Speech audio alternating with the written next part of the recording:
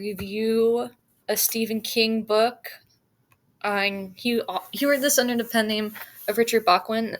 It's called The Running Man, and basically, first of all, I didn't know this until like a little while ago, but there's already a movie that came out in the 80s with Arnold Schwarzenegger, with the adaptation of this book, but like there's a new one that's coming out this month, which I mean, I think it's pretty cool because then it gives you like like my generation, like the younger generation, a chance to like view it from a fresh perspective, and I'm just really excited about it. Anyways, he got his published in the 80s, but the book is set in 2025, like a very, very dystopian 2025.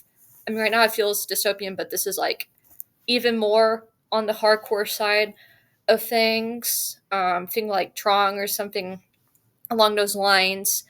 And basically, Ben Richards is a young father who goes into this building where you can sign up for these games like the network has, and it's called Freevee. Like everyone has a Freevee. It doesn't matter if you're like have higher income, lower income. Like everyone has a TV. Everyone's even more glued to it than they are now.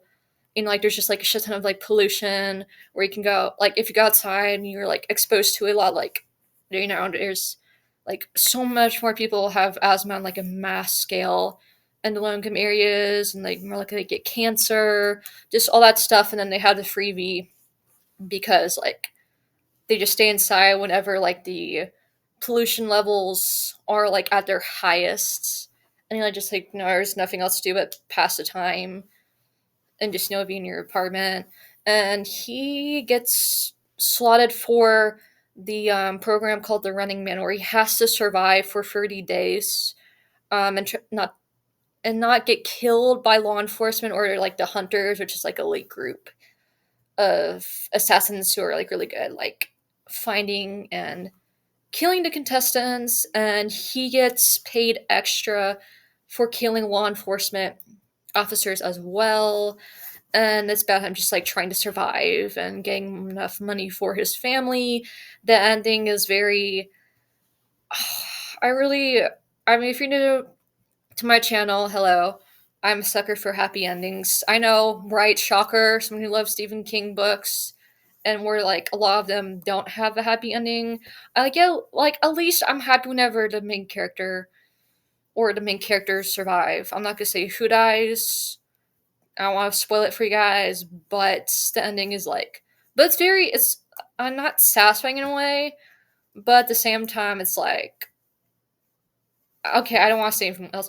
Basically, yeah, like he just trying to survive, and like he, gets like different disguises, like from like just people help him along the way, and then of course there's the people who are after him trying to kill him. He has to take pictures like every day, and like mail them out, or else he's not going to get paid.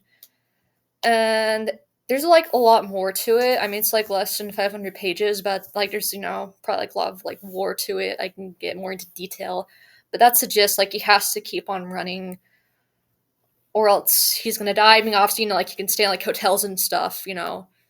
Like make sure like he's not been spotted. Like he sleeps in this, but he like has to be like constantly on alert. And just it's just him trying to survive, and just the people he meets along the way.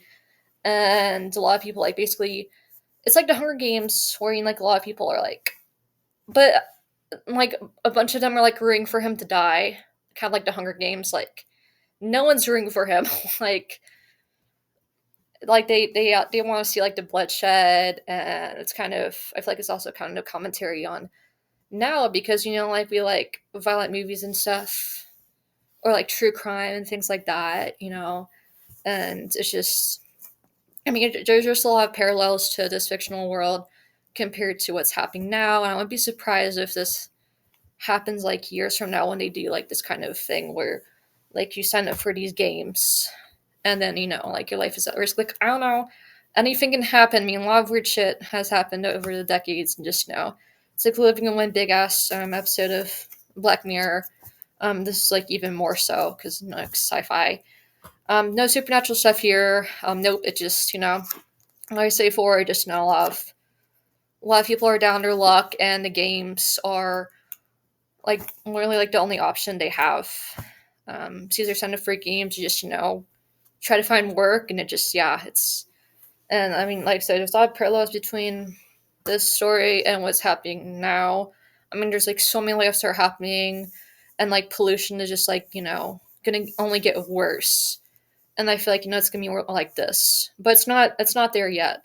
But this is kind of like in a alternate universe sort of sense. Maybe let me go. I mean, that's the book. It's pretty interesting. I really like it, and you should check it out before watching the movie, or you can watch the movie first. Or if you've seen the one in the '80s, where like the movie adaptation in the '80s, comment down below and like let me know what you thought of it. Or if you read the book, just let me know. You know, like Darren and I, knowing just talk about it. All right, I will go, and I'll talk to you later.